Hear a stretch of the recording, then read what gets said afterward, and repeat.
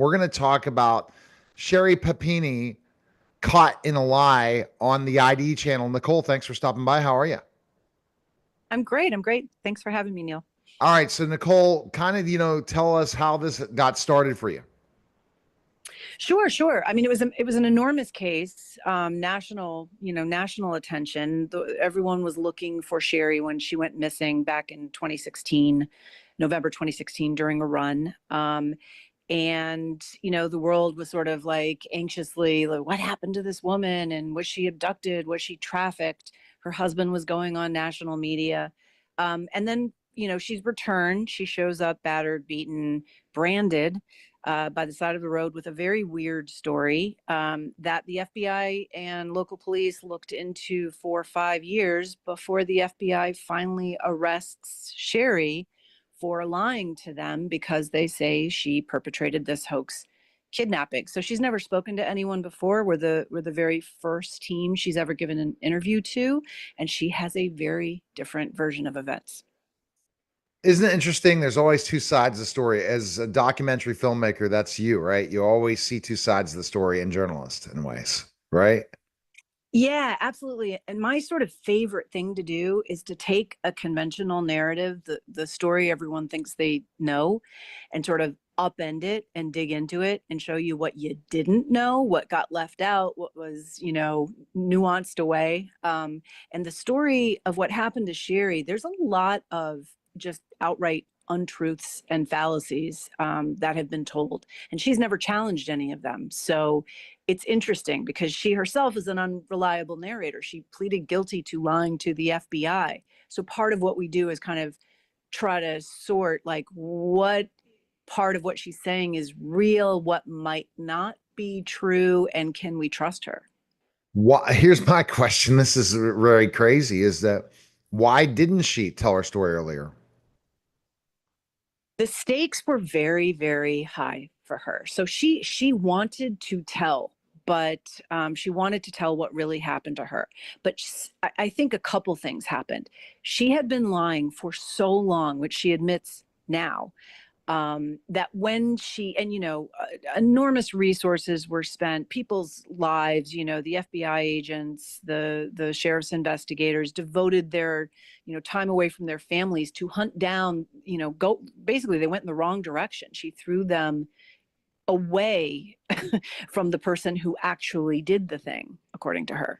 So there wasn't a lot of tolerance or patience for her when she started to be like, but wait, something really did happen to me. It was a little bit like the girl who cried wolf. Right. I got it. And does she feel like I don't want to give this away because again, this is the new side to the story, Nicole, right? So Right. basically everyone thinks this happened and what was that kind of how much did she deal with pain and suffering after they found out that this didn't happen to her? So-called didn't happen to her. Right, right. Well, I mean, she basically lost everything. She was sentenced to prison for 18 months. She served 10 months. Her husband divorced her. He took their kids. He has not Wow. returned them. They're in a custody fight now. They had a post nuptial document. So she basically walked with what amounted to the clothes on her back, unlike, California law, where you split everything because of the existence of this post nuptial agreement. She lost everything. So, the stakes were really, really high. And this is exactly what she predicted would happen if her husband knew the truth. Right. And it's just it's an intriguing story, and her husband kind of really wasn't very understanding of this. Again, He was yeah, not. I'm trying to not give this away, Nicole, because it's intriguing me, Right. and Right. and I do this with authors all the time. Other people will Yeah. ask questions. No, you got to tune into the ID channel to make sure that you know what happened. But I'm going to want to find out what happened. That's for sure. Yeah, no, that's right. I mean, the little bit that we can say, I think, is that Sherry insists, and this was a surprise to me when I met her. I fully expected to meet a woman who was going to tell me, I was on drugs or I was going through a mental breakdown or, whatever the mea culpa was. And that is not what happened at all. What she said was, what happened to me really happened to me. I did not fake my own kidnapping. I was abducted. I just lied about who did it. Oh, and that's we're gonna find out. See, you hit us where even more now. I'm like, oh no, what does that mean? And now I'm gonna be. I mean, I watch all these stories all the time.